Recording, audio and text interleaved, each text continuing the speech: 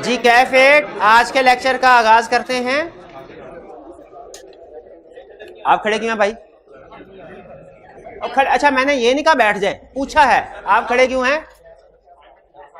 Assignment नहीं की, खड़े रहे खड़े रहे खड़े रहे। ये भाई आप इतनी मुश्किल से खड़े हुए हैं क्यों? असाइनमेंट नहीं किया आपने, आप ही खड़े रहे, आप ही खड़े रहे। कैफेट, आज के लेक्चर का लेक्चर नंबर 61 चैप्टर, पीछे चले जाओ भाई, इनको प्रॉब्लम हो रही है, पीछे शाबाश, फौरन पीछे चले जाओ, फौरन पीछे चले जाओ। चैप्टर 4 तो चैप्टर 5 की भी थोड़ी सी कर लेते, चैप्टर 4 की इतनी ज्यादा की थी तो दोनों। मैंने कहा था आपको कि आपकी ऑनगोइंग असाइनमेंट जो डेली बेसिस वो करनी है, वो तो साथ साथ करनी है। डेली यही कहता, पीछे चले जाओ, बैठ जाए बैठ जाए। कल मैं पीछे आपको उधर खड़ा कर देना, मैंने बैठ जाओ भाई, आप ही बैठ जी। तो आज के लेक्चर में एक तो हम आपकी होम असाइनमेंट डिस्कस करेंगे और फिर 13 नंबर का क्वेश्चन रिसेंट अटेम्प्ट में जो आया 13 नंबर का एलिमेंट। अब देखे चैप्टर, देखे ना, चैप्टर छोटा सा चैप्टर है, 2 सफों में निमट जाता है चैप्टर। और स्टूडेंट ये समझ, छोटा सा चैप्टर, इसमें कौन सा एक आपने क्वेश्चन पूछ लेना है, पर पूछेगा भी 2-3 नंबर का पूछेगा, तो चांस पे छोड़ देते हैं। हाँ, तो आपको पता है एलिमेंट ऑफ अनप्रेडिक्टेबिलिटी बताया था आपको, तो आई कैप कभी कभी ऐसे करता है, वो 4-5 अटेम्प्ट तक छोटा चैप्टर जो है ना उसको हाथ भी नहीं लगाता, और फिर एक अचानक फिर 8-10 नंबर का क्वेश्चन पूछ लेगा, ताकि जिन स्टूडेंट ने सिलेक्टिव स्टडी किया वो सारे उसमें उड़ जाए। हाँ जी, तो इसीलिए आपने सीए के किसी भी पेपर में, खासतौर पर ऑडिट में और अमूमी तौर पे सीए के किसी भी पेपर में सिलेक्टिव स्टडीज नहीं करनी। आपको एक रूल बताया था ना मैंने कि सारे कंसेप्ट्स को 50% कंसेप्ट्स को डेप्थ में करने से बेहतर है 100% कंसेप्ट्स को आप एवरेज लेवल पे कर लें। 100% कंसेप्ट्स को एवरेज लेवल पे करेंगे, इसमें पास होने का चांस ज्यादा है। अगर 50% कंसेप्ट्स या 60% को एक्सपर्ट लेवल पे कर लेंगे, इसमें पास होने का चांस कम है। तो डेप्थ से ज्यादा कवरेज है मैं सीए के किसी भी पेपर में, ये आपको बता रहा हूं। बहरहाल, तो आज हम प्रैक्टिस क्वेश्चन को डिस्कस करेंगे, फिर इसके बाद 2 कंसेप्ट हमारे इस चैप्टर में है मजीद, टोटल 3 कंसेप्ट थे, कल हमने कवर कर लिया। 2 कम्युनिकेशन विद प्रीडिसेसर ऑडिटर और वर्क कंप्लीमेंट्री और additional to existing chartered accountants. पहले हम असाइनमेंट की तरफ चलते हैं। असाइनमेंट में वॉल्यूम 1 की असाइनमेंट पहले। क्वेश्चन 1 कह रहा है, Azeem and company have been the auditors of Shahid corporation limited, a listed company for the past many years. पिछले कई सालों से ऑडिटर हैं। इनिशियल ऑडिट है कि रिकरिंग ऑडिट है? रिकरिंग। क्या इतनी इंफॉर्मेशन से अंदाजा लगा सकते हैं आप कि अदर मैटर आएगा कि नहीं रिपोर्ट में? अदर मैटर आएगा कि नहीं? अदर मैटर पूछा है कि ऑडिट मैटर नहीं पूछा। अदर मैटर नहीं आएगा क्योंकि अदर मैटर इनिशियल ऑडिट पे आता है। जब पिछले, अच्छा की ऑडिट मैटर आएगा कि नहीं? वो आएगा। लिस्टेड कंपनी है तो की ऑडिट मैटर बिल्कुल आएगा। शाबाश। ये वैसे एडिशनल क्वेश्चन पूछ रहा हूं, इसका रिक्वायरमेंट से ताल्लुक नहीं है, ठीक है, क्योंकि आपको पता है हम प्रैक्टिस कर रहे होते हैं, हम वो क्वेश्चन थोड़ी सॉल्व कर रहे हैं, हम तो अपने कंसेप्ट्स को रिवाइज कर रहे हैं। You have been appointed as the audit engagement manager. आपको ऑडिट एंगेजमेंट मैनेजर के तौर पे अपॉइंट कर दिया गया। अच्छा, रिपोर्ट पे साइन एंगेजमेंट मैनेजर करता है या पार्टनर? Engagement partner. शाबाश। अच्छा, एक होता है मैनेजर, एक है एंगेजमेंट मैनेजर। फर्क क्या है? भाई फर्म में 10 हो सकता है मैनेजर हो, एंगेजमेंट मैनेजर जो इस एंगेजमेंट को मैनेज कर रहा है, जो इस क्लाइंट का एंगेजमेंट मैनेजर है, ठीक है। बाकी दूसरे होंगे वो अपने अपने क्लाइंट देख रहे होंगे। Briefly explain the matters which you would consider while assessing the acceptance and continuance of client relationship. वो मैटर्स बताइए जो आप कंसीडर करेंगे while assessing acceptance and continuance of client relationship. Requirement में सबसे अहम अल्फाज कौन से हैं? 2, एक्सेप्टेंस एंड कंटिन्यूअस। तो कह रहे हैं एक्सेप्टेंस एंड कंटिन्यूअस पे जो मैटर कंसीडर करेंगे आप वो बताइए। क्या ये कोड ऑफ एथिक्स का क्वेश्चन है या स्टैंडर्ड वाला? स्टैंडर्ड वाला। तो क्या बताएंगे? कॉन्फिडेंस को वैल्यूएट करना है, क्लाइंट की इंटेग्रिटी को, और compliance with independence requirement including ethical and legal requirements. फिर ये significant matter which arose during previous engagement. Clear हो गया क्या लिखना है इसमें? इसमें कोई प्रॉब्लम? अब ये प्रॉब्लम आपने पूछनी है सर, पॉइंट 4 है, नंबर 5 है, यही पूछना चाह रहे हैं? अच्छा चले पीछे।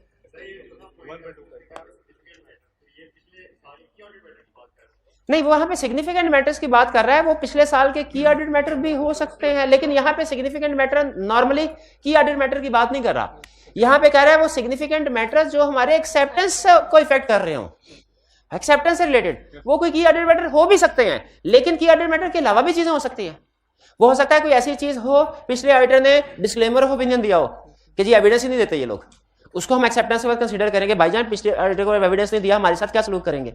फॉर एग्जांपल ये हो सकता है, एग्जांपल के तौर पे कह रहा हूं, या इसके अलावा हो सकता है कि प्रीवियस फीस पेंडिंग हो, या हो सकता है कि हमें प्रीवियस एंगेजमेंट जो क्लाइंट के लिए परफॉर्म की उसमें पता चला हो कि मैनेजमेंट जो है वो ईमानदार नहीं है, डिसऑनेस्ट है।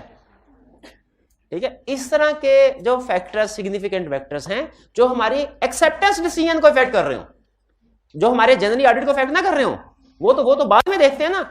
एक्सेप्टेंस स्टेज पे तो हमने ये देखना है कि वो फैक्टर जो एक्सेप्टेंस से रिलेट कर, ये बड़े बड़े चंद एक फैक्टर्स होते हैं। ठीक है, क्लाइंट की इंटेग्रिटी है, कोई स्कोप लिमिटेशन, डिसएग्रीमेंट वगैरह, इस तरह की चीज है। ये सिग्निफिकेंट मैटर्स है, ये मुराद है। इसमें सबसे अहम चीज होती है ना जो केस स्टडी में टेस्ट करता है सिग्निफिकेंट मैटर्स में, है इंटेग्रिटी। कह रहा है आपको अपने पास के किसी एक्सपीरियंस की वजह से अगर पता चला ना मैनेजमेंट में कोई बंदा ऐसा है जिसकी इंटेग्रिटी डाउटफुल है, तो चाहे अभी इस एंगेजमेंट पे आपने एविडेंस उसकी इंटेग्रिटी के बारे में या आपको कुछ भी नहीं पता चला, आप उस पास्ट इंफॉर्मेशन की बेस पे उसको अपने डिसीजन मेकिंग में कंसीडर करें। क्लियर जी? चलिए, सम टाइम ऐसा होता है 5 मार्क्स का क्वेश्चन है, 4 पॉइंट्स होते हैं। इस तरह के क्वेश्चन में नॉर्मली किसी एक पॉइंट के 2 मार्क्स भी हो सकते हैं। जैसे हो सकता है जो कंप्लायंस में इंडिपेंडेंस रिक्वायरमेंट्स है, लीगल रिक्वायरमेंट्स, एथिकल रिक्वायरमेंट्स, इसके 2 नंबर दिए होंगे, कंपैरेटिवली लेंथी पॉइंट है। और वैसे भी जनरली पहले जो क्वेश्चन हुआ थे ना ज्यादा पुराने, उनके मार्क्स थोड़े ज्यादा होते थे, अब क्वेश्चन के मार्क्स कम है। लेकिन बहरहाल ये आपको प्रॉब्लम किसी ना किसी एक आधे क्वेश्चन में हर पेपर में आएगी, खासतौर पे थ्योरी के हर पेपर में। न्यूमेरिकल में मुझे नहीं पता ये प्रॉब्लम आती है कि नहीं आती, कि लेंथी कैलकुलेशन थोड़े नंबर दे दिए या थोड़ी सी कैलकुलेशन थी ज्यादा नंबर दे दिए। न्यूमेरिकल में होती है प्रॉब्लम कि न्यूमेरिकल में जस्टिफाइड होते हैं सारे मार्क्स, लेकिन थ्योरी के पेपर में एक आधा क्वेश्चन ऐसा होता है पेपर में जिसके मार्क्स कम होंगे या ज्यादा होंगे, सिमेट्री नहीं होगा। जो रिक्वायरमेंट है और उसमें हमने फिर एडजस्टमेंट करनी होती है, एलोकेशन करनी होती है, ट्यूनिंग करनी होती है। कभी ट्यून अप करना होता है अपने मटेरियल को, कभी ट्यून डाउन करना होता है। जैसे इस क्वेश्चन में वैसे असूली तौर पे तो नहीं आना चाहिए, लेकिन अगर मुझे एग्जाम में पता चले कि मार्क्स ज्यादा हैं तो मैं हो सकता है कुछ थ्रेट का मटेरियल, कोड ऑफ एथिक्स का भी थोड़ा सा डिस्कस कर दूं। हालांकि असूली तौर पर नहीं करना चाहिए, लेकिन अगर मुझे क्योंकि रेलिवेंट है, एक्सेप्टेंस एंड कंटिन्यूस रेलिवेंट है। तो बहरहाल question 2, your firm has been asked to submit a tender for appointment of an engagement currently held by another firm of chartered accountants। अब आप कोटेशन बेच रहे हैं, टेंडर का मतलब कोटेशन बेच रहे हैं। ठीक है, कि अगर हमें आप ऑडिटर अपॉइंट करते हैं, हम ये फीस लेंगे, ये काम करेंगे। Required briefly discuss the safeguards that shall be applied to eliminate any threats or reduce them to acceptable level before accepting the engagement। सबसे अहम लफ्ज एक कौन सा? सेफगार्ड। फिर इसके बाद सेफगार्ड ने हमें बताया कि कोड ऑफ एथिक्स में जाना है। फिर इसके बाद अगली रिक्वायरमेंट कि हमें क्या बता रहा है कि थ्रेट्स बताओ, ये कह रहा है कि सेफगार्ड्स बताओ, कि थ्रेट को वैल्यूएट कैसे करना है वो बताओ। तो वो हमने जो टेबल पढ़ा था 1 2 3 कॉलम, पहला तीसरा कॉलम, शाबाश। क्या सेफगार्ड्स थे? इंटेग्रिटी के। क्या सेफगार्ड थे? कॉम्पिटेंस के बता दें। तो दोनों बताएंगे, दोनों ही बताएंगे। इसमें क्या मतलब, ये क्यों पूछा? दोनों नहीं बताएंगे, दोनों ही बताएंगे ना। क्वेश्चन की इंफॉर्मेशन से कहीं लग रहा है आपको कोई एक ही पूछ रहा है? ऐसे ना किया करें, दोनों सुना है।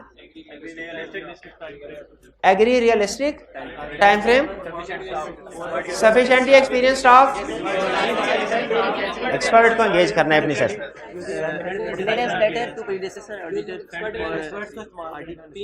जहां नेसेसरी हो एक्सपर्ट को एंगेज करें। और जो इंटेग्रिटी वाला पॉइंट था, 1 मिनट हरी, क्या करना है इंटेग्रिटी वाले में? क्या करना है? और दूसरा थ्रेड के क्या सेफगार्ड है? प्रोफेशनल क्लियरेंस लेटर सेंड करें ताकि क्लाइंट की इंटेग्रिटी में गड़बड़ है तो पता चल जाए, और अगर हमें पता चले इंटेग्रिटी नहीं है, हम उधर ही कहें bye bye bye. Using information from, obtain information from other sources. Other sources नहीं बताया हुआ उसने, बताया कहां से?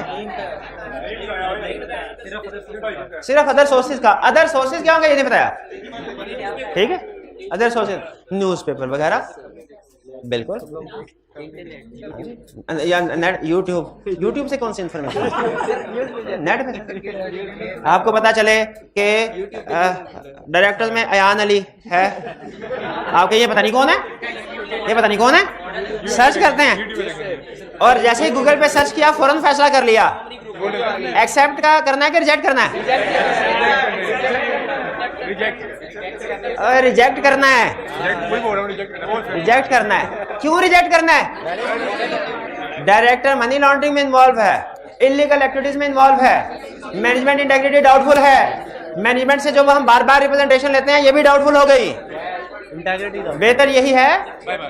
हाँ अच्छा, लेकिन स्टैंडर्ड ये कहता है बेहतर यही है कि एक्सेप्ट ना करे, लेकिन at the end of the day auditor का अपना डिसीजन है, वो चाहे तो इसको एक्सेप्ट कर सकता है, लेकिन अगर इसको एक्सेप्ट करता है ना तो याद रखिए रेगुलेटर्स को भी पता होता है आई कैप ऐसी कि इस कंपनी के डायरेक्टर कौन कौन है, उसका क्वालिटी कंट्रोल रिव्यू फिर जरूर करते हैं वो, उसका क्वालिटी। तो फिर ज़हनी तौर पे अगर आपने इस तरह के क्लाइंट को एक्सेप्ट कर लिया ना तो फिर आई कैप आके क्वालिटी कंट्रोल रिव्यू अच्छे खासे। इसीलिए हमें भी अगर क्लाइंट को एक्सेप्ट करते हैं ना, हमें अपना प्रोफेशनल स्केप्टिसिज्म इंतहाई इंक्रीज कर देना चाहिए, हमें अपने प्रोसीजर्स भी ज्यादा कर देने चाहिए, एलिमेंट ऑफ अनप्रेडिक्टेबिलिटी इनकॉर्पोरेट करना, यानी हमें भी फिर बहुत ज्यादा काम करना पड़ेगा इस तरह के क्लाइंट पे अगर एक्सेप्ट कर लेते हैं।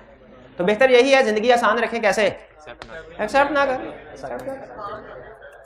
यही क्लाइंट है, दूसरा कोई क्लाइंट आ जाएगा मेरे भाई, दूसरा क्लाइंट बेतहाशा बैठे हुए मार्केट में। भाई ये क्वेश्चन 2 क्लियर हो गया? नेक्स्ट क्वेश्चन, अच्छा ये स्प्रिंग 22 का क्वेश्चन नंबर 4, 13 नंबर का।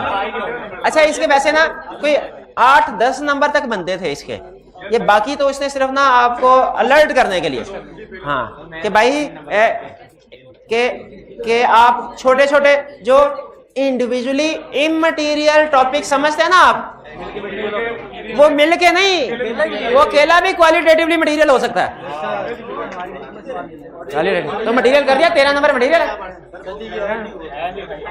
अच्छा पढ़ते हैं, देखते हैं हम इसको अटेम्प्ट कर सकते हैं कि नहीं। ये नहीं था, ये क्वेश्चन नहीं, वैसे आपको एडिशनल क्वेश्चन प्रैक्टिस करा रहा हूँ। Your firm has been approached by a recently formed IT company, Data Technology Limited (DTL), for appointment as its statutory auditor. DTL is mainly owned by 3 foreign companies who are all registered abroad in tax haven countries. Tax haven countries जहां पे tax rates कम होते हैं, हाँ tax के हवाले से general. Your firm does not have any experience of auditing an IT company. आपका IT company का कोई एक्सपीरियंस, तो मेरा हाल इधर ही डिसीजन हो गया। नहीं भाई, कभी ना कभी तो पहली दफा करना ही है ना आईटी करने, तो इस दफा क्यों नहीं? तो इसका मतलब है स्टेट अफेयर रिव्यूज नहीं। हाँ लेकिन थ्रेट है, थ्रेट जरूर है। थ्रेट क्या है? एक थ्रेट तो यह कि हमारे पास उतने कॉम्पिटेंस लेवल नहीं होगा आईटी कंपनी को ऑडिट कर लें, और दूसरा इसके जो मैनेजमेंट में, डायरेक्टर्स में, ओनर्स में लोग हैं वो पता नहीं कौन है, वो भी तो देखना चाहिए। Required in the light of code of ethics for chartered accountants. किसको अंडरलाइन करेंगे? एथिक्स को। Identify the threat to the fundamental principle, threat बताने हैं, and discuss how your firm would evaluate these threats. Evaluate कैसे करोगे ये भी बताओ, थ्रेट भी बताओ, वैल्यूएट कैसे करोगे ये भी बताओ। Also briefly discuss safeguards available to your firm. सारे का सारा ही छाप दें। अच्छा लेकिन इस तरह नहीं, टेबल फॉर्म में छापना लाजमी नहीं है, आप इसको अलग हेडिंग देके भी कर सकते हैं कि एक इतना तो मार्क्स भी तो 13 नंबर है, और मुझे तो लगता है बल्कि 13 के लिहाज से भी ये मटेरियल थोड़ा सा कम है। 13 पॉइंट बनते हैं, गिन के देखिए 13 पॉइंट्स बन जाए। हाँ 13 पॉइंट्स बनते हैं, 1 2 3 4 5 6 7 8 9 10 11 12 13। ओए होए 13 पूरे के पूरे बन गए, 13 बन गए पूरे। उसे लगता है गिन के 13 नंबर रखे हैं। ये सवाल अब शायद ना आए, या आए तो 2 या 3 नंबर के साथ आए। अब जाहिर है किस्मत की बात होती है भाई, लेकिन आप ये ना समझिए इस अटेम्प्ट में इतना आसान क्वेश्चन, अटेम्प्ट आसान, इसमें दूसरे क्वेश्चन भी थे जिन्होंने तबाही फेरी, और भी क्वेश्चन थे। बहरहाल भाई इसमें क्लियर हो गया कौन कौन से थ्रेड्स हैं, बताओ थ्रेड कौन सा है? Threat to professional competence, points बताइए वैल्यूएशन के, और कोई नहीं बोलेगा, वैल्यूएशन के पॉइंट्स बताइए। Threat to competence, understanding of nature of client's business, complexity of operations and scope of engagement. Scope of engagement का मतलब कि एंगेजमेंट में हमने किन किन चीजों को कवर करना है, ठीक है? Quality control, knowledge of relevant industry, subject, शाबाश शाबाश, बिल्कुल। तो क्लियर हो गया ना कि क्या लिखना है, क्वेश्चन समझ आ गया, जो सॉल्यूशन लिखना है इसका वो भी समझ आ गया आपको। चलिए आगे चलते हैं, इस क्वेश्चन में आगे होंगे। क्वेश्चन 3, अब ये वॉल्यूम 2 का क्वेश्चन है, 2 वॉल्यूम 2 के भी क्वेश्चन थे, 3 और 5। 3, your firm has been approached by Snipe Limited to accept appointment as external auditor for the year ending 30 June 2011। वो आए हमारे पास, एक्सेप्ट कर ले। इनिशियल ऑडिट के रिकरिंग इनिशियल लग रहा है हमारे पास आए हैं कि एक्सेप्ट कर ले, वरना हमारे पास ना तवासी कहता है कंटिन्यू कर ले। In the auditors report on financial statement for the year ended 30 June the previous auditor से तो कंफर्म हो गया, वो जो उधर आप सोच रहे थे सर क्लियर नहीं है, अब क्लियर कर लिया। Previous auditor issued a qualified opinion due to disagreement over accounting policy for inventory valuation. This matter was cited by the previous auditor in response to your firm's letter requesting information that might influence your firm's decision as to whether to accept the engagement। अब याद है हमने पढ़ा था predecessor auditor को letter भेजेंगे, तो जब हमने लेटर भेजा उसने कहा भाईजान ये डिसएग्रीमेंट, बहुत लड़ाई झगड़ा करते हैं, लड़ने वाले बात पे लड़ते हैं, और एक इन्वेंटरी इशू के ऊपर तो इन्होंने कहा कुछ भी कर लें, हमने अपने जो अकाउंटिंग स्टेटमेंट्स को चेंज नहीं करना, फाइनेंशियल स्टेटमेंट्स को करेक्ट नहीं कर, तो हमने भी कहा ठीक है हम क्वालिफाइड ओपिनियन दे देते हैं। In addition, previous auditor stated that the audit fee due for the year ended 30 June 2010 remain unpaid। तो unpaid रहनी थी, क्वालिफाइड ओपिनियन जो दे दिया। क्वालिफाइड ओपिनियन देने के बाद ऑडिटर को फीस मिलनी चाहिए, मिलनी चाहिए फीस, मिलनी चाहिए। काम तो किया है, काम तो किया है। नहीं डॉक्टर ये कहता है भैया ऑपरेशन ना कहा, हाँ बंदा मर गया तो मैं पैसे ना देना, ऐसे थोड़ी होता है, वो तो पैसे मिलने चाहिए। तो उस ऑडिटर के साथ जाती हुई हम, अच्छा हमें उस प्रीडिसेसर ऑडिटर का साथ देना चाहिए कि नहीं? आज हम उसका साथ देंगे, कल को हमारा भी साथ देंगे, बिल्कुल। 85, identify and explain the ethical issue rising from the above. इस इंफॉर्मेशन से जो एथिकल इशू राइज हो रहे हैं वो बताइए। एंड 2 इश्यूज राइज हो, एक इंटेग्रिटी डिसएग्रीमेंट की वजह से, डिसएग्रीमेंट की वजह से। अच्छा एथिकल इश्यूज उसने कहा है, उसने थ्रेट नहीं कहा। इश्यूज कुछ भी हो सकते हैं, इश्यूज कुछ भी हो सकते हैं। डिसएग्रीमेंट भी एक इशू है, फीस पे नहीं की ये भी एक इशू है। इसको थ्रेट की वर्ड लिखना लाजमी नहीं है, जो हम कहते हैं इंटेग्रिटी थ्रेट, क्योंकि उसने क्वेश्चन में रिक्वायरमेंट में थ्रेट नहीं पूछा, उसने कहा कोई भी इशू बता दो, वरना अगर थ्रेट के लफ्ज आते हैं ना तो हम वो थ्रेट के स्टैंडर्ड नेम जो है वो यूज करना लाजमी हो जाता हमारे पास। And identify any action your firm should take in respect of this matter before deciding whether it should accept the appointment as external। अच्छा अब यहाँ पे एक चीज ध्यान में रखिएगा, ये केस स्टडी है, अब आपने अपने सोच को थोड़ा ब्रॉड करना है। अब ये एक्सपेक्ट ना कीजिए कि आप कोई बताइए सर वो कौन सी चीज है जो इधर छापनी है, आपने खुद सिचुएशन को पढ़ के डिसाइड करना है इसमें क्या होना चाहिए अपनी जजमेंट की बेस पे। पहले तो ये देखें इसमें 2 इश्यूज कौन कौन से हैं। एक डिसएग्रीमेंट है मैनेजमेंट के साथ अकाउंटिंग ट्रीटमेंट के ऊपर, फीस पेंडिंग नहीं है। आप बताइए मेरे भाई क्या करेंगे? आपको पता चला प्रीडिसेसर ऑडिटर ने कहा डिसएग्रीमेंट है, लड़ाई झगड़ा करते हैं। अच्छा नीचे लिखा हुआ था प्रीडिसेसर ऑडिटर ने भाईजान मेरी माने इसको रिफ्यूज कर दें। अगर प्रीडिसेसर ऑडिटर हमें सजेस्ट करे कि एंगेजमेंट को एक्सेप्ट ना करके हमारे पर लाजिम हो जाता है, डिसीजन हमारा ही होगा। बताइए डिसएग्रीमेंट है, आप ये 2 इशू आपके सामने आए, आप इन इश्यूज के जवाब में एंगेजमेंट को रिफ्यूज कर देंगे या इन इश्यूज को एड्रेस करने की कोशिश करेंगे? वैसे आप प्रैक्टिस में रिफ्यूज भी कर सकते हैं, लेकिन एग्जाम में सिंपल रिफ्यूज अगर एक लाइन लिखेंगे इसके नंबर नहीं देगा। वो एक्सपेक्ट करता है कि हम उसे जो है एक मोस्ट अप्रोप्रिएट आंसर दें। तो मोस्ट अप्रोप्रिएट आंसर ये नहीं है कि 2 इशू सामने आए हैं तो एंगेजमेंट को रिफ्यूज कर दिया जाए। मोस्ट अप्रोप्रिएट आंसर ये है कि 2 इश्यूज आए हैं, इनको मैनेज कैसे करना है, एड्रेस कैसे करना है। तो बताइए डिसएग्रीमेंट वाला कैसे होना चाहिए? मैनेजमेंट से डिस्कस करेंगे करेक्ट ट्रीटमेंट क्या है, और फिर मैनेजमेंट से पूछेंगे सर अब आपका क्या प्लान है, सजेस्ट करेंगे उन्हें कि इसके मुताबिक। अगर मैनेजमेंट कहे नहीं अभी हमने वही अकाउंटिंग ट्रीटमेंट फॉलो करना है, तो फिर हम उन्हें बता देंगे कि हम एंगेजमेंट लेटर में कि हम फिर क्वालिफाइड ओपिनियन एक्सप्रेस करेंगे जो पिछले ऑडिटर ने किया, हम भी वही करेंगे। तो ये डिस्कस कर लेना और मैनेजमेंट को कम्युनिकेट कर देना जरूरी है ताकि एंड में लड़ाई झगड़ा ना हो। दूसरा इशू फीस का, फीस के इशू में क्या करेंगे? फीस के इशू में क्या करेंगे? फीस के इशू में फीस के इश्यू में क्या करेंगे? फीस पेंडिंग है, क्या करेंगे? प्रीडिसेसर राइटर ने कहा भाईजान फीस नहीं मेरी दी, तो हम क्लाइंट से वादा लेंगे, मेरा ये ख्याल है कि चलो पिछले राइटर की फीस नहीं ना दी, हमें हमारी एडवांस में फीस दे दो। नहीं, ये अप्रोप्रिएट एक्शन नहीं है क्या? अपनी फीस एडवांस में ले लेना अप्रोप्रिएट एक्शन नहीं है। अप्रोप्रिएट एक्शन क्या है फिर? कि क्लाइंट से कहा जाए कि जो प्रीडिसेसर ऑडिटर की फीस है इसको पे करो, इसको पे करो, क्यों नहीं पे कर रहे?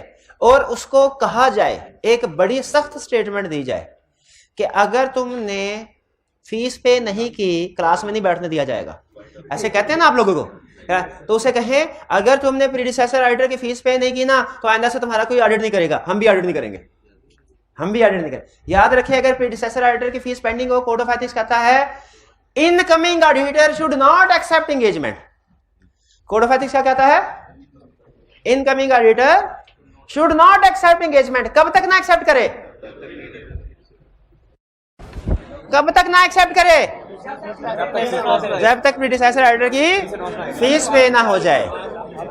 इसीलिए इस केस में नहीं, आवाज बिल्कुल ही नहीं आई, आ रही थी,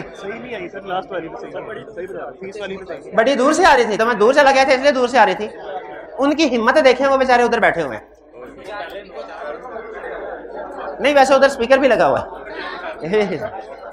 तो दोबारा बता देता हूं, प्रीडिसेसर ऑडिटर की फीस अगर पे नहीं हुई, कोड ऑफ एथिक्स कहता है क्लाइंट से कहो कि उसकी फीस पे करें, फीस पे करते तो हम तुम्हारा ऑडिट करते हैं, वरना नहीं करेंगे। जब तक प्रीडिसेसर ऑडिटर की फीस पे ना हो, ये याद रखिए असूल, नेक्स्ट ऑडिटर एंगेजमेंट को एक्सेप्ट ही नहीं करेगा। कर लिया तो उसकी गर्दन उड़ा देनी ऑडिटर की, आई कैप ने। भाई ये दोनों मसले क्लियर हो गए। दो मसले थे डिसएग्रीमेंट का, वो भी कोशिश की क्लाइंट के साथ बातचीत से हल हो जाए, नहीं हल होता उस पर फिर हमने उसे बता दिया कि क्वालिफाइड ओपिनियन देंगे तेरे को, और फीस वाला इशू भी बैठ के डिस्कस किया, हल हो जाए अच्छी बात। और वो हल ना हो तो अच्छा आप नोट करें, ज्यादा स्वेयर एक्शन किसके ऊपर है? फीस वाले के ऊपर। क्योंकि इस वजह से नहीं कि पैसे अहम है, इस वजह से कि क्लाइंट इसको ब्लैकमेलिंग के तौर पे यूज करता है। क्लाइंट कहता है देखा पिछले ऑडिटर ने क्वालिफाइड ओपिनियन दिया था, उसकी फीस अभी तक पेंडिंग है, अगली बात तुम खुद ही समझ आओ ऑडिटर, कौन सा ओपिनियन दोगे? ये ब्लैकमेलिंग के लिए यूज किया। इसीलिए कहता है कि ऑडिटर को ऑडिट करते हुए इस फिक्र से आजाद होना चाहिए कि मुझे पैसे मिलेंगे कि नहीं मिलेंगे, ऐसे जरूर मिलेंगे इसको।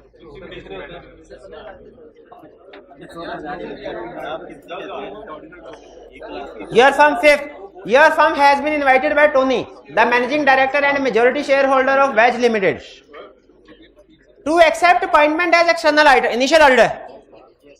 हमारे पास Tony managing director chief executive को, चीफ एग्जीक्यूटिव का दूसरा नाम मैनेजिंग डायरेक्टर, समटाइम इसको प्रेसिडेंट भी कहते हैं, president of company, and majority, अच्छा मेजॉरिटी शेयर होल्डर भी है।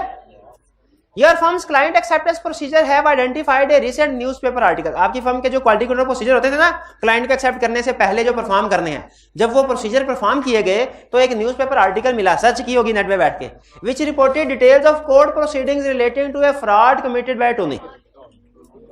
इसने फ्रॉड किया है और कोर्ट में इसके खिलाफ प्रोसीडिंग चल रही है। Explain why this matter should be considered when deciding whether or not to accept the appointment. Why?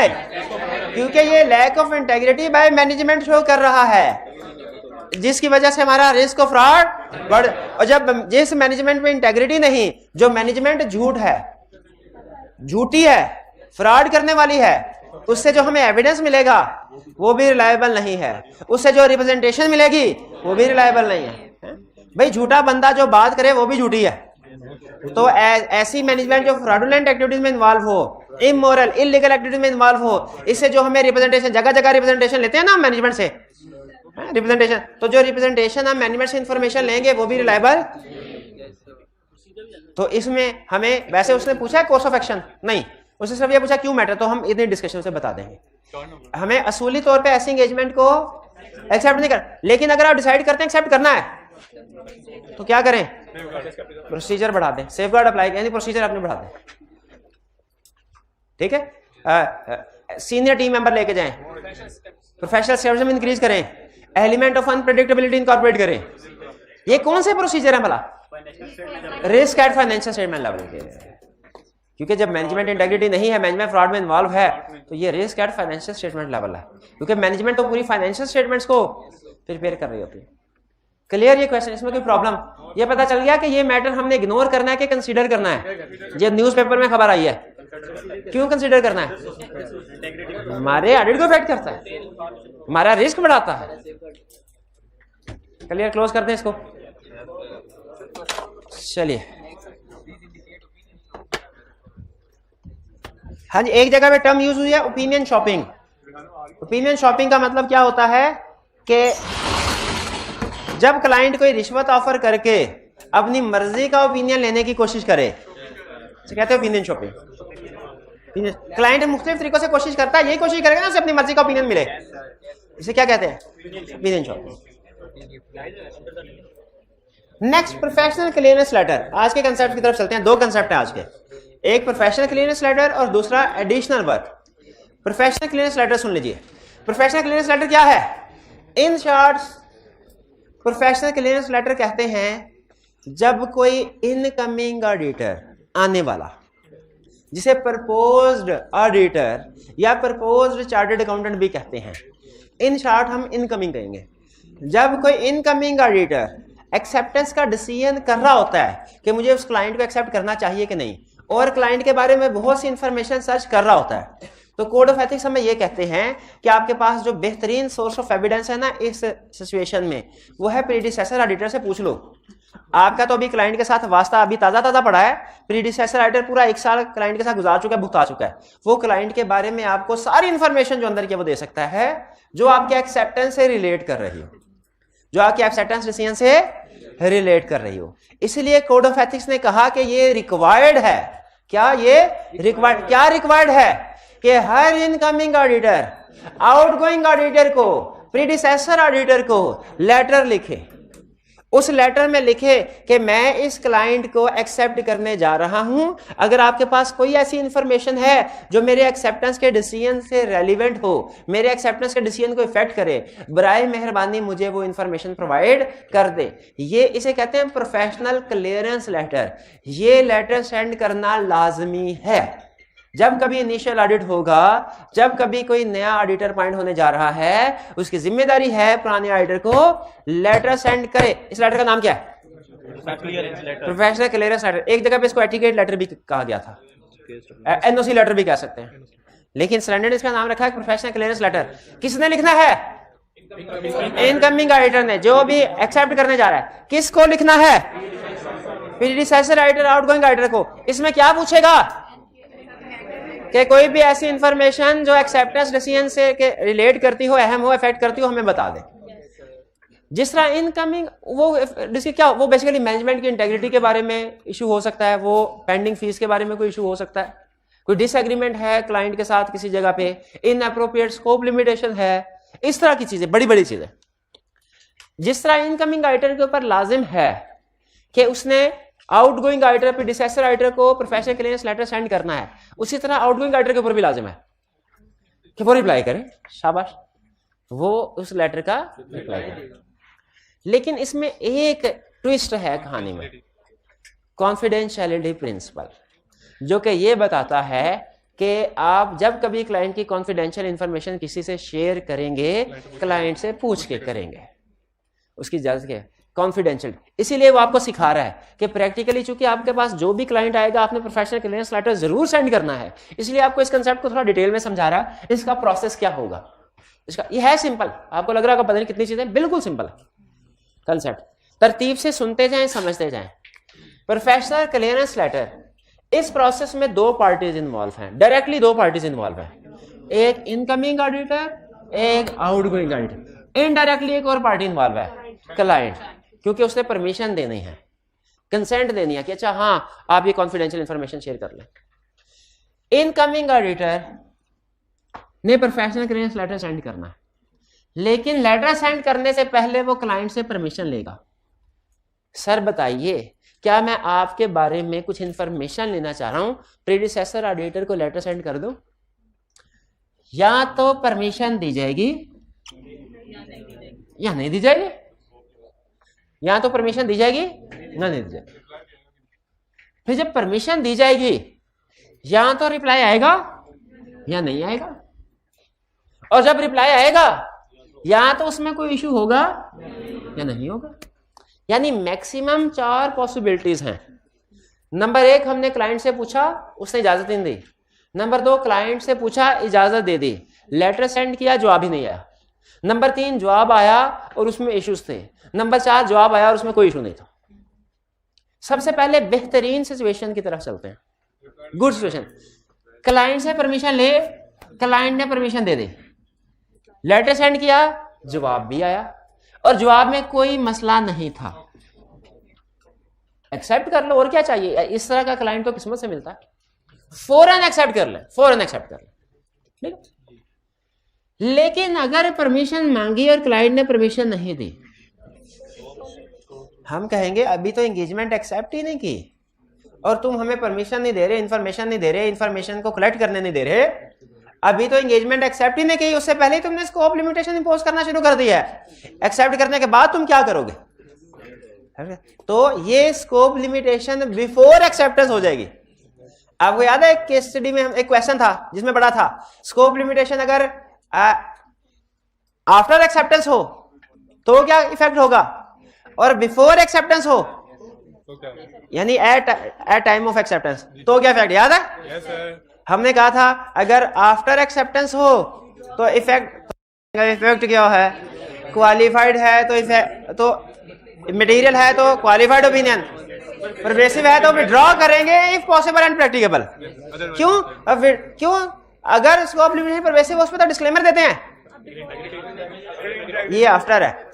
ये मैनेजमेंट की तरफ से अगर स्कोप लिमिटेशन हो तो फिर विड्रॉ करते हैं। भूल गए कंसेप्ट, भूल गए। अगर स्कोप लिमिटेशन हो ड्यूरिंग ऑडिट, ड्यूरिंग ऑडिट का मतलब है आफ्टर एक्सेप्टेंस है। स्कोप लिमिटेशन ड्यूरिंग ऑडिट हो, हमने देखना उसका इफेक्ट क्या है, और हमने देखना बाय सर्कमस्टेंसेस कि बाय मैनेजमेंट है। स्कोप लिमिटेशन बाय सर्कमस्टेंसेस है तो क्या करेंगे, इफेक्ट देखेंगे।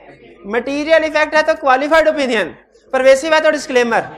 और अगर स्कोप लिमिटेशन बाय मैनेजमेंट है, पहले इसका इफेक्ट देखेंगे। क्या करते हैं, ऐसी की तैसी फेर दी है, खुदा का होकर है। दोबारा कितनी दफा दोबारा स्कोप लिमिटेशन निकली 2 एरो, एक है बिफोर एक्सेप्टेंस, एक है आफ्टर एक्सेप्टेंस। आफ्टर एक्सेप्टेंस आगे 2 एरोस, एक है बाय मैनेजमेंट, एक है बाय सर्कमस्टेंसेस। बाय सर्कमस्टेंसेस के 2 एरोस, अगर मटेरियल है तो क्वालिफाइड, परवेसिव है तो डिस्क्लेमर ऑफ ओपिनियन। और अगर बाय मैनेजमेंट है 2 एरोस, अगर मटेरियल है तो qualified opinion plus other aspects, effect on other aspects. Risk बढ़ जाएगा, मैनेजमेंट इंटेग्रिटी डाउटफुल हो जाएगी, ये भी तो था। और अगर scope limitation by management effect pervasive है, विड्रॉ करेंगे इफ पॉसिबल एंड प्रैक्टिकेबल। और अगर विड्रॉल पॉसिबल एंड प्रैक्टिकेबल नहीं है तो डिस्क्लेमर ऑफ ओपिनियन देंगे और अदर मैटर पैराग्राफ भी ऐड करेंगे। डिस्क्लेमर ऑफ ओपिनियन किस वजह से देंगे, स्कोप लिमिटेशन है। अदर मैटर किस वजह से देंगे, विड्रॉ क्यों नहीं किया। ये कंप्लीट पिक्चर है स्कोप लिमिटेशन की, जो केस स्टडी में यूज होती है। अब है scope limitation before acceptance. Standard कहता है इतनी जिंदगी आसान नहीं है, एक्सेप्ट ही ना करे। स्टैंडर्ड कहता है स्कोप लिमिटेशन अगर बिफोर एक्सेप्टेंस है ना, तो इसमें देखना है बाय मैनेजमेंट है कि बाय सर्कमस्टेंसेस है। बाय मैनेजमेंट है तो आपका जवाब ठीक है, एक्सेप्ट ही ना करे। लेकिन अगर स्कोप लिमिटेशन बाय सर्कमस्टेंसेस है, बाय सर्कमस्टेंसेस है, तो फिर देखेंगे उसका इफेक्ट मटेरियल है कि परवेसिव है। जो भी इफेक्ट हुआ उस लिहाज से ओपिनियन मॉडिफाइड होगा, वो एंगेजमेंट लेटर में लिख दे, एंगेजमेंट लेटर में दर्ज करवा दे कि भाईजान स्कोप लिमिटेशन है लेकिन हम एक्सेप्ट इसलिए कर रहे हैं क्योंकि भाई मैनेजमेंट नहीं है। मैनेजमेंट होती तो हम मुंह ही ना लगाते आपको।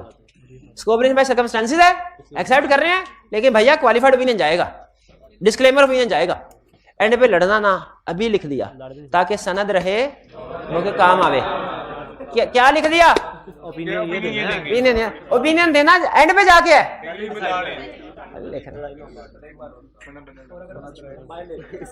फिर मैनेजमेंट, अच्छा अगर एक और सवाल, एंगेजमेंट लेटर में लिख दिया कि वही expect to express qualified opinion, क्योंकि स्कोप लिमिटेशन है।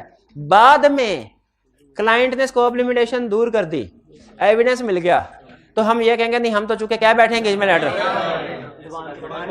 इतने ज़बान के पक्के नहीं हम, ठीक है। अगर वो सर्कमस्टेंसेस जिनकी वजह से ओपिनियन मॉडिफाई हो रहा था, अगर वो ड्यूरिंग ऑडिट चेंज हो जाएं, तो नो प्रॉब्लम, हमारा ओपिनियन भी चेंज हो जाएगा, फिर अनमोडिफाइड दे देंगे। तो एंगेजमेंट लेटर में अगर आप कोई ओपिनियन पॉसिबल लिख देते हैं, तो पक्का नहीं है कि वही ऑडिट रिपोर्ट में भी ओपिनियन जाएगा। सर्कमस्टेंसेस चेंज होने की वजह से ओपिनियन चेंज हो सकता है। तो अब क्लाइंट ने कहा खबरदार प्रीडिसेसर राइटर को कोई लेटर सेंड नहीं करना तुमने। हम कहेंगे अच्छा स्कोप लिमिटेशन है बिफोर एक्सेप्टेंस, एंगेजमेंट को रिफ्यूज ही करना बनता था। इजाजत पूछी, परमिशन मिल गई, लेटर सेंड किया, जवाब आया no no no no no, disagreement है, अकाउंटिंग में इन्वेंट्री वैल्यूएशन का मसला है, अब मेरी फीस भी नहीं दी इन्होंने। इश्यूज यही होंगे ना, कोई डिसएग्रीमेंट आएगा, हो सकता है कोई ओपिनियन मॉडिफाइड हो, कोई मसला हो, इनएप्रोप्रिएट डिसएग्रीमेंट हो सकता, प्रीडिसेसर कोई ना कोई शिकायत हो सकता है लगा दे, वो शिकायत हो सकता है ये हो कि भाई डिसएग्रीमेंट है, ये फाइनेंस को ऑपरेटिंग लीज समझते हैं और ऑपरेटिंग को फाइनेंस लीज समझते हैं। हो सकता है इश्यूज ये हो कि स्कोप लिमिटेशन है, इनसे डायरेक्टर्स की मीटिंग के मिनट्स मांगे ये नहीं देते। इशू हो सकता है फीस का हो, इशू हो सकता है किसी मैनेजमेंट के इंटेग्रिटी का इशू हो। जब इशू सामने आए तो जैसे इशू सामने आया हमने फौरन कह देना नो, ऐसा सेफ गार्ड अप्लाई करने की कोशिश करनी चाहिए, सेफ गार्ड अप्लाई करने की कोशिश करनी चाहिए।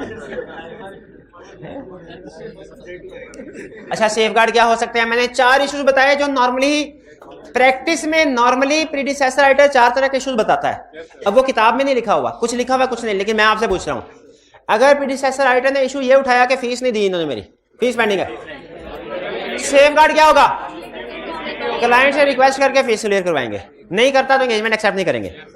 दूसरा इशू हो सकता है वो ये कहे कि मैनेजमेंट की इंटेग्रिटी डाउटफुल है, तो फौरन नहीं बल्कि क्या करें, मैनेजमेंट से कहेंगे सर अपना इंटरनल कंट्रोल इंप्रूव करें, ताकि इंटेग्रिटी वाला बंदा फ्रॉड करना भी चाहे तो ना कर। पहले तो हिस्ट्री में ऐसी एग्जांपल भी है, ऑडिटर ने बोर्ड ऑफ डायरेक्टर से कहा सर आपका एक डायरेक्टर है उसकी इंटेग्रिटी डाउट है, इससे डायरेक्टरशिप से रिमूव करें, वरना हम ऐसी एग्जांपल इतना स्ट्रिक्ट एक्शन भी ले सकते हैं डायरेक्टर्स ऑडिटर्स। अगर ये नहीं तो फिर उनसे कहते हैं फिर अपना इंटरनल कंट्रोल सिस्टम इंप्रूव करें, कॉर्पोरेट गवर्नेंस सिस्टम इंप्रूव करें, गुड गवर्नेंस लेके आए, ताकि इस तरह का डायरेक्टर लेवल तो पॉइंट ही ना हो, और अगर पॉइंट हो तो सिस्टम इतना अच्छा हो फ्रॉड ना कर सके, और हम अपने प्रोसीजर्स भी बढ़ाएं, स्केप्टिसिज्म इंक्रीज करके अलर्ट। लेकिन इस सिचुएशन में ना मसला ये है, आप ऑडिट कर सकते हैं लेकिन आपको हर वक्त अलर्ट रहना पड़ता है और प्रोसीजर बढ़ाने पड़ते हैं हर एरिया में। रूल आउट नहीं किया स्टैंडर्ड ऑप्शन को, लेकिन कहा कि इससे अगर एक्सेप्ट करते हैं ना आपके कोई इंटेग्रिटी डाउटफुल वाला बंदा डायरेक्टर में मौजूद है, तो फिर आपको कदम कदम पे फूक फूक के हर कदम रखना पड़ेगा, हर एरिया में फूक फूक के प्रोसीजर परफॉर्म करने पड़ेंगे। दो के केस, एक कौन सा था, फीस का। अगर उन्होंने कहा कि जी स्कोप लिमिटेशन है, ये मिनट्स ऑफ द मीटिंग नहीं देते, आपके सेफगार्ड क्या होंगे, मैनेजमेंट से देगा सर जी उसको नहीं दिए, आपकी मेहरबानी हमें भी दे दीजिए, हमारे साथ अभी एग्री कर लें, मिनट्स ऑफ द मीटिंग हमें प्रोवाइड करेंगे कि नहीं, नहीं बताएंगे तो हम भी एक्सेप्ट नहीं करेंगे। फिर बताइए भी, उसके साथ पहले डिस्कस करके एग्री कर ले, अगर डिसएग्रीमेंट है तो वो भी पहले डिस्कस कर ले, सर जी ये स्टैंडर्ड है, ये क्राइटेरिया है, इसके मुताबिक ये फाइनेंस लीज बनती है, आप ऑपरेटिंग लीज कर अभी डिसाइड कर लें, किसी और पार्टी से ओपिनियन लेना है उससे पूछ लें, हमारे में शक है, किसी और ऑडिटर से पूछ लें, किसी और चार्टर्ड अकाउंटेंट से पूछ लें, ये फाइनेंस लीज ही बनती है। क्लाइंट से क्लाइंट एग्री कर ले तो अच्छी बात, अगर क्लाइंट कहे नहीं नहीं ये तो है ही ऑपरेटिंग लीज, फिर हम उसे अभी कह दे सर ठीक है हम एक्सेप्ट करने को तैयार हैं, लेकिन हमारा ओपिनियन क्वालिफाइड होगा, देख लें फिर। तो जो भी पॉसिबल इंपैक्ट ऑन रिपोर्ट है वो कम्युनिकेट कर देंगे इनको through engagement letter, through.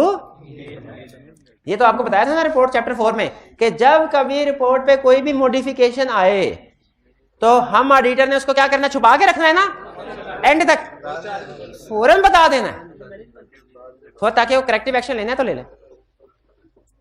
Clear हो गया, रिप्लाई आया और इश्यूज आए तो उनको हैंडल करना है, स्ट्रेट अवे नो नहीं करना, कर भी सकते हैं लेकिन हमने एग्जाम में कोशिश करनी है ऑल पॉसिबिलिटीज डिस्कस करें कि सेफगार्ड्स भी मौजूद है। रिप्लाई रिसीव ही नहीं हुआ, प्रीडिसेसर ने कहा भाग जाओ नहीं बता रहा, तो फिर वही इंफॉर्मेशन अल्टरनेटिव सोर्सेज से ले ले। प्रीडिसेसर राइटर ने नहीं बताया, कोई बात नहीं, क्लाइंट के बैंकर से पूछ ले क्लाइंट के बारे में, क्लाइंट के कस्टमर से पूछ ले कैसा बंदा है, सप्लायर से पूछ ले कैसी डीलिंग है, अदर सोर्स बता देंगे।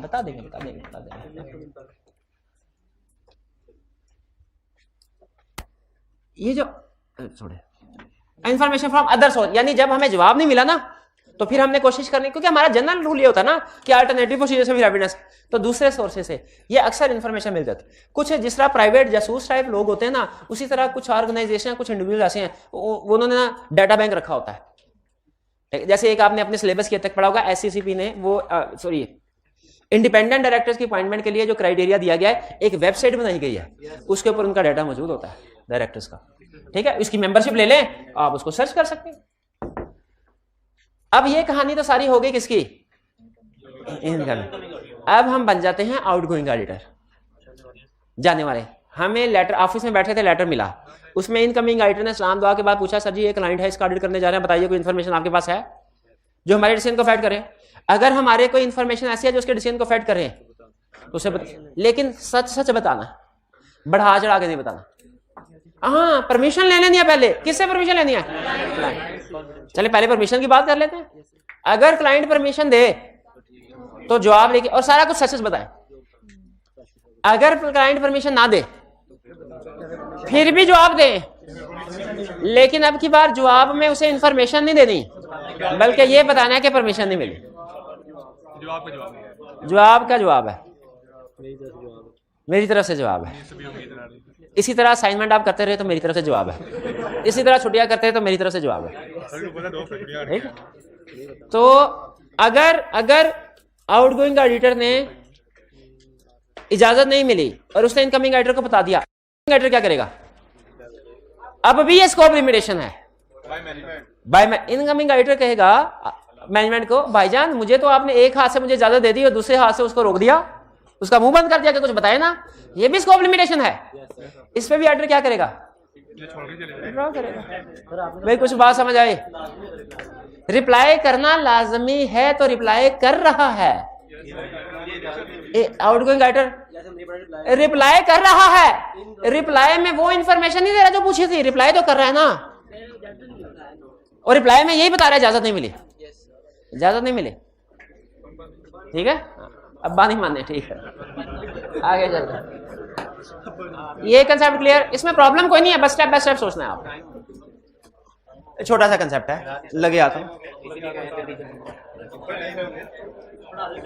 Work complete. फुड़का दे, नहीं फुड़का रहा यार, ऐसा ये फुड़का का लफ्ज आपने बोला है ना, तो ये मुझे आग लगा दिया आपने। आज तक नहीं फुड़काया तो आज फुड़काऊंगा मैं।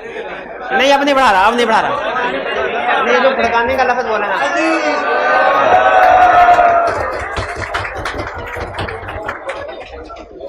लेकिन ये होम असाइनमेंट, ये 1 2 4 6 6 मिट गया। ये होम असाइनमेंट नोट कर लें, कल लाजमी करके आनी है। ये chapter in addition to chapter 4 है। होम असाइनमेंट नोट कर लें। इतनी ज्यादा असाइनमेंट है, करते करते आप की जान निकल जाएगी, है ना।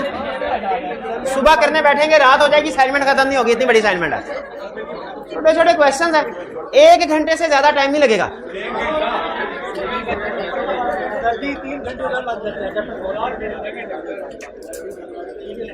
ये असाइनमेंट जरूर नोट कर।